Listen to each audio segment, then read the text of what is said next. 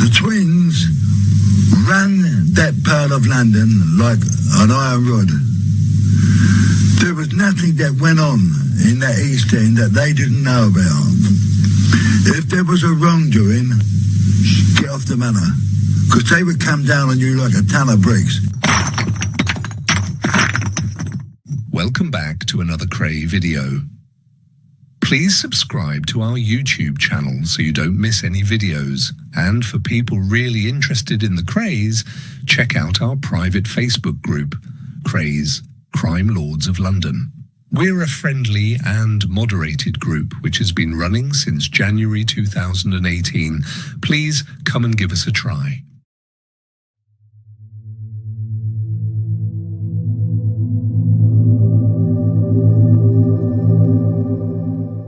Hello, my name is Norman Lucas. I am a British crime journalist and author, known for my work covering high-profile criminal cases and gangland figures.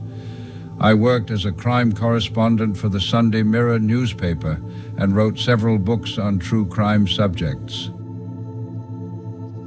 As a crime reporter for the Sunday Mirror, I covered significant crime stories in Britain. I had cultivated sources and contacts within the criminal underworld.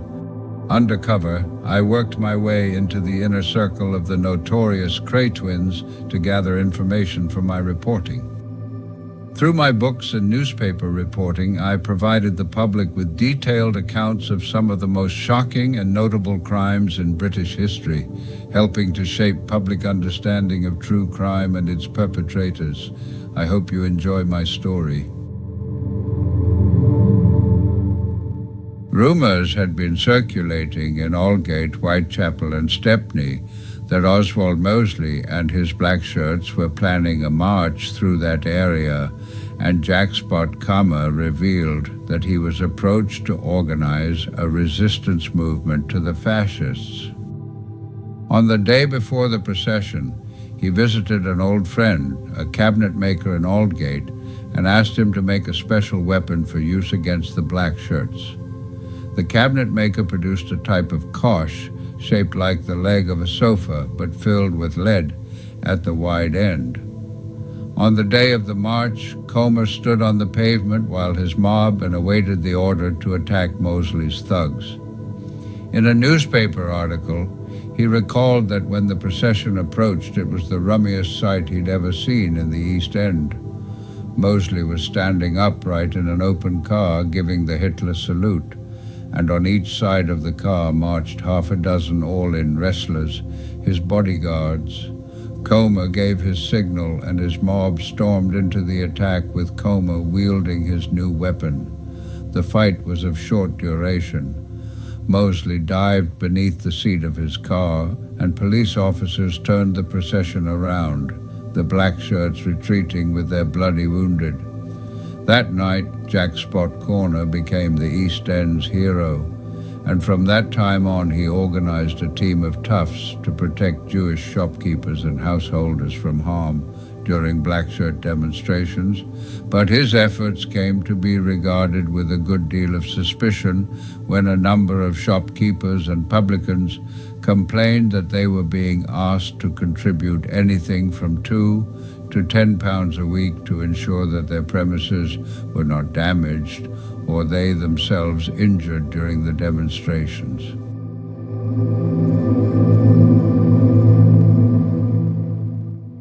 A year or so after the Cable Street clash, another battle with black shirts earned Spot 6 months in Wormwood Scrubs prison after a conviction for causing grievous bodily harm to a fascist. Oddly enough, despite Spot's extensive participation in underworld affairs, this prison term is the only one that figures in his buff criminal record file at Scotland Yard. He counted himself extremely fortunate not to have spent more time in the country's jails. When World War II was declared, he joined the army, but was discharged on medical grounds in 1943 and returned to his Aldgate haunts to find that all his former East End friends were in the forces. He was lost and wandered aimlessly around the West End until one night in a gambling club in the Edgware Road, he became involved in an argument with a local tearaway known as Edgware Road Sam, who pulled a knife. Spot hit him several times and the man ran out of the club.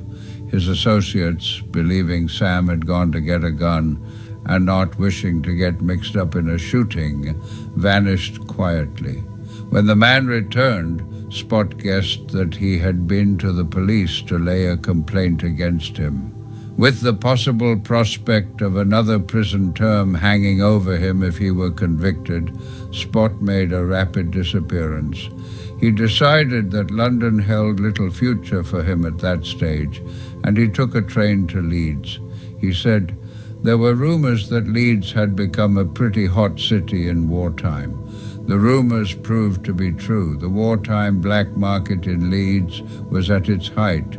Hundreds of thousands of pounds found their way into the pockets of organized gangs of criminals who had made their headquarters in northern cities and towns and were specializing in the theft and sale of goods stolen from ships that docked in London, Hull, Liverpool, and Bristol. The ready cash could not be banked, and outlets had to be found for it. The result was the establishment of more and more gambling dens, and as the number of dives increased, so protection rackets flourished.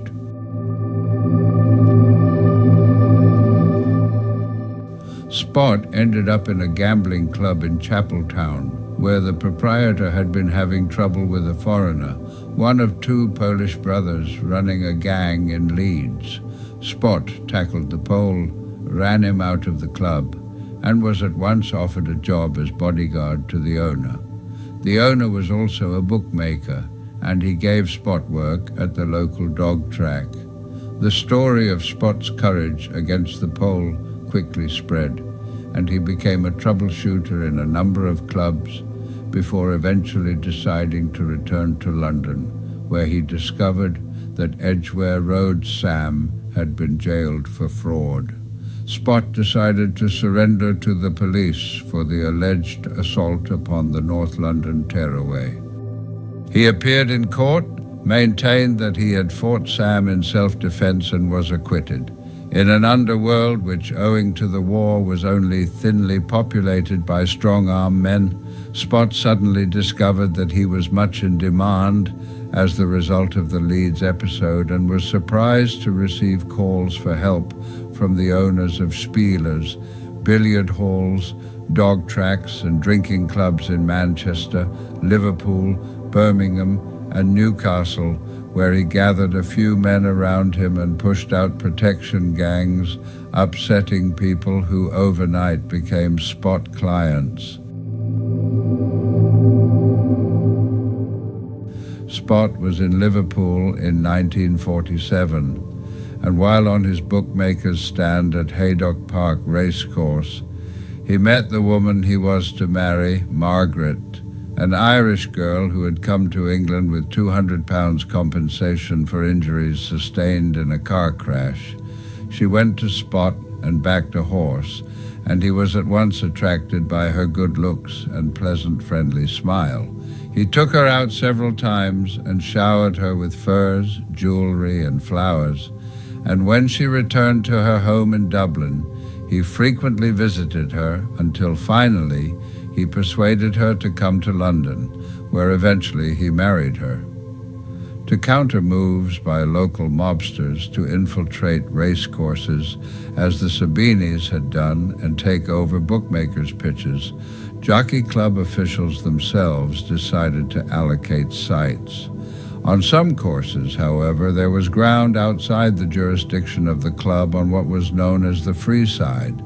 Bookmakers on official pitches were bound by Jockey Club rules that precluded any welshing, but on the free ground, any bookmaker, no matter how unscrupulous, could erect a stand and conduct his business.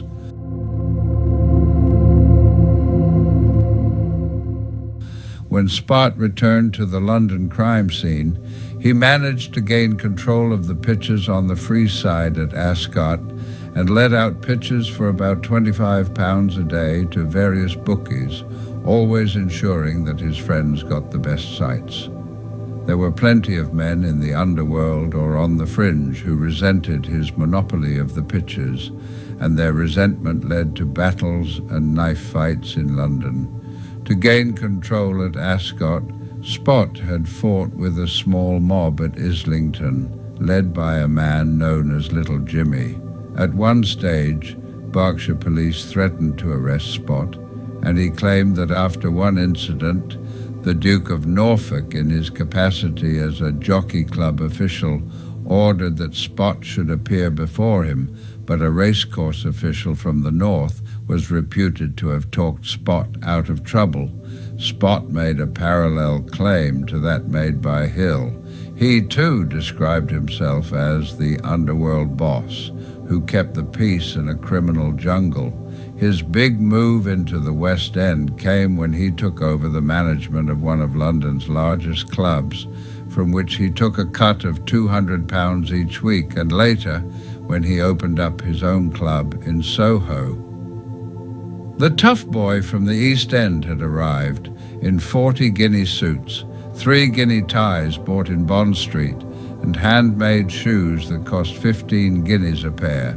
By that time, he had 2 children, and except for a few clashes in the West End with smaller operators, he was living peacefully with his family. In Billy Hill's absence on the Australian trip, it was rumoured that Hill had sold out his club interest to Spot. But when Hill returned to England, there were rumours that far from selling out to Spot, Hill intended to resume his monarchy and oust Spot. Indications that a gang battle for power was imminent came after the Sunday Chronicle, now extinct, had published Spot's memoirs, and Frith Street, Soho, became the scene of a vicious knife fight between Spot and one of Hill's friends, Italian Albert Dimes, a bookmaker. Spot chased Dimes into a fruiterer's shop, slashing at him with a knife. Somehow the knife changed hands and Spot was slashed. Both men staggered through the shop doorway, bleeding profusely from head and body wounds. Dimes managed to get himself into a taxi, but Spot, after sitting on the pavement for a few minutes, staggered into a barber's shop and fainted. When detectives tried to investigate the incident, they found themselves confronted by the all-too-familiar, impenetrable underworld barrier of silence. Nobody wanted to talk. Both men ended up in hospital, but less than 2 weeks later they appeared at Marlborough Street Magistrates' Court, jointly charged with having fought and made an affray in Frith Street and wounding. They were committed for trial at the Old Bailey.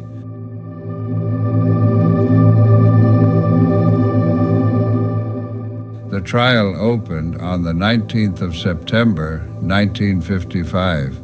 Comer was described on the charge sheet as a turf accountant and Dimes as a commission agent. At first, both men kept to the underworld code and refused to squeal on the other, although Dimes later made a statement incriminating Spot and saying that he had slashed Spot in self-defense.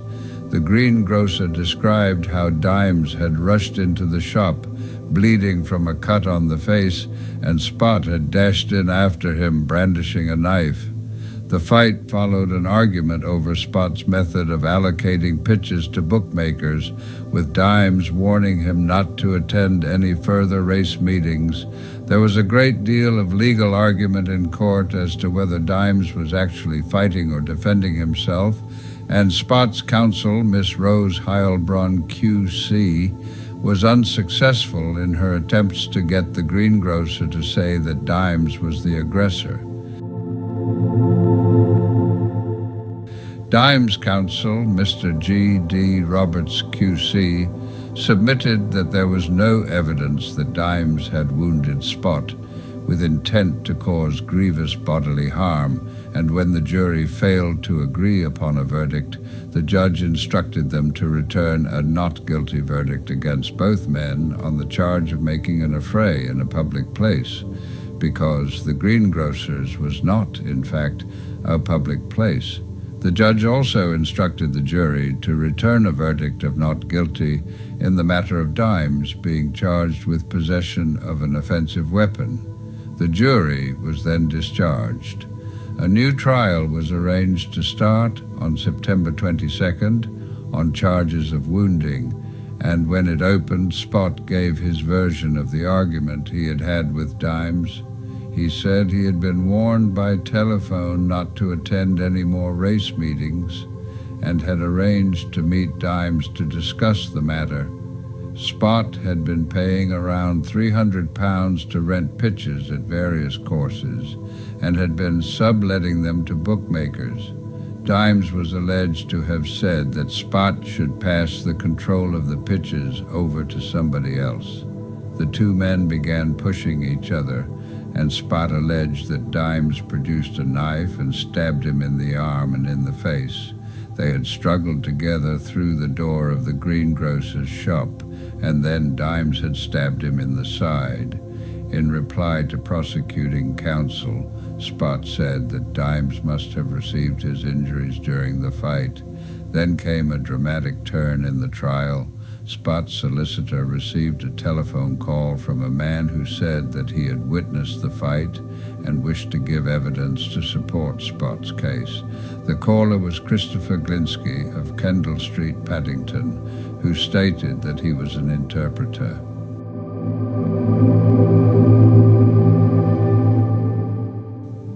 From the witness box, he told the court that he had been in Frith Street on August 11th and had seen Dimes and Comer arguing on the street corner. He claimed he had seen Dimes pull a knife from his pocket and stab Comer in the arm and face, and watched them struggling and fighting as they staggered into the greengrocer's shop. Spot's story was further corroborated by another surprise defense witness, whose very calling suggested that all he had to say in the matter would be the truth, an 88-year-old retired clergyman of the Church of England, the Reverend Basil Claude Hudson Andrews, who gave his address as Inverness Terrace, Bayswater. Andrews told how he was also in Frith Street on the day of the fight and said he had come forward because he did not want to see an innocent man branded as guilty.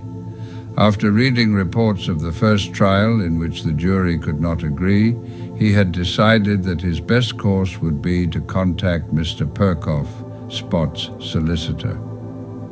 He gave his evidence in a most convincing manner, not naming the protagonists, but describing them and saying, the darker man, Dimes, was the aggressor. He attacked the fairer man, Spot. Without hesitation, he identified the two men standing in the dock, and the prosecution was unable to combat the evidence so ingenuously given. A jubilant Spot was acquitted, and threw a celebration party to which he invited friends and certain crime reporters. At the party, he announced to us that he had decided to quit the racing game and go into business with friends.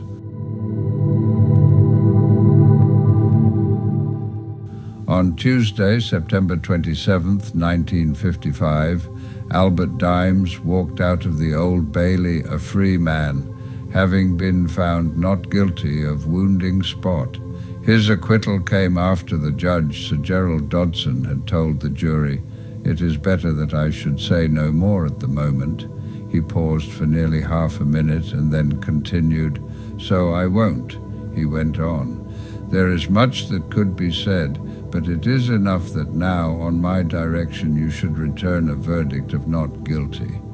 Earlier, prosecuting counsel Mr. R.E. Seaton QC had said, "The prosecution has now had an opportunity of considering the position in the light of what happened in the other case."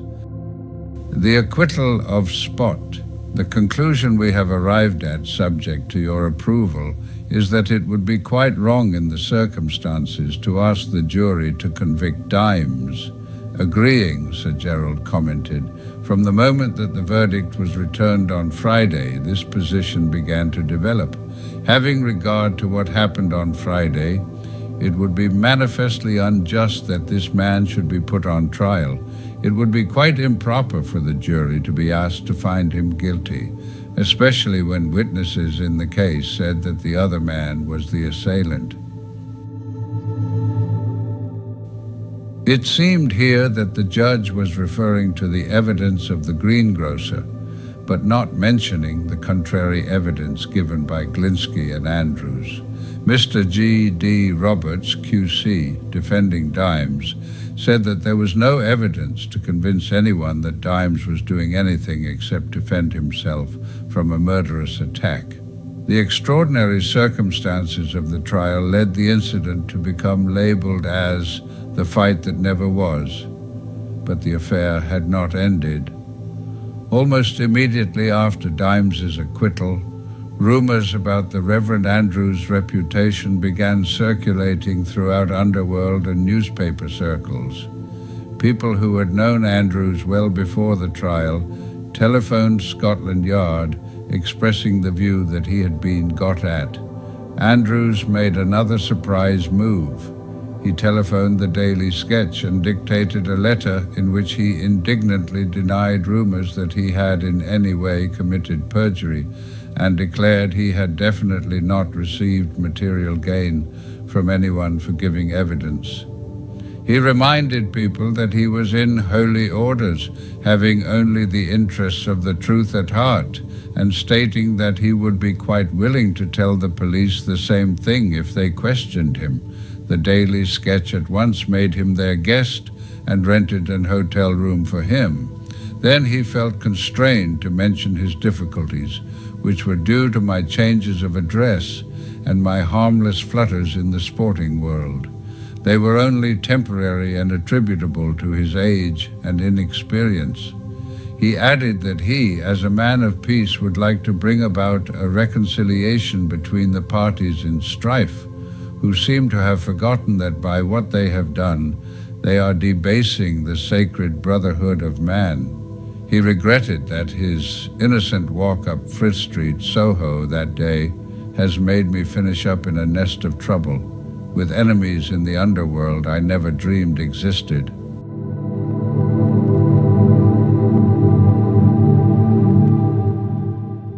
The result of the trial of Comer and Dimes had shocked the public and had undermined the prestige of the police and the law in general. People found it difficult to believe that there had not been a miscarriage of justice in the acquittal of both men. Shocked by the public's reaction to the events, MPs started asking awkward questions of the Home Secretary. Mr. Peter Kirk, then MP for Gravesend, gave notice that he would ask the Home Secretary if, in view of the evidence submitted at the trial, he would take powers to close temporarily any racecourse habitually frequented by known criminals. The Home Secretary announced that an inquiry would be held into the matter of the acquittals and added that he had reason to believe that someone had tampered with the witnesses. The need for the inquiry was strengthened by subsequent and fast-flowing events. Andrews, caught up in the gangland machine, had become a thoroughly frightened man and started making statements that revealed various flaws in the evidence he had given on behalf of Spot.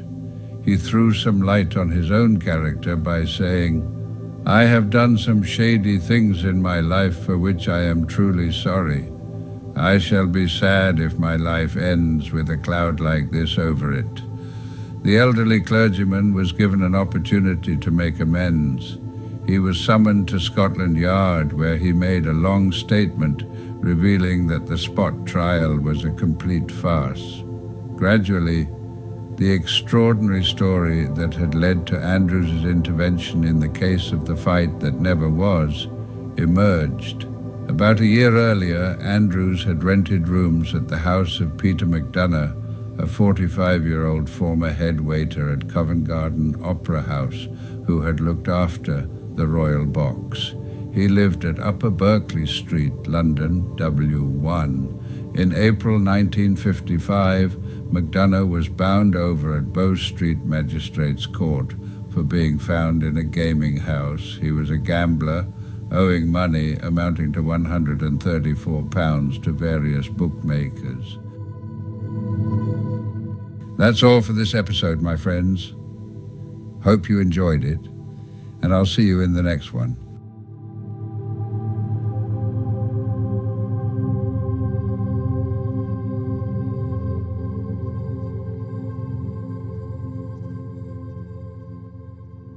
Thank you for watching. If you enjoyed the video, please join our Facebook group.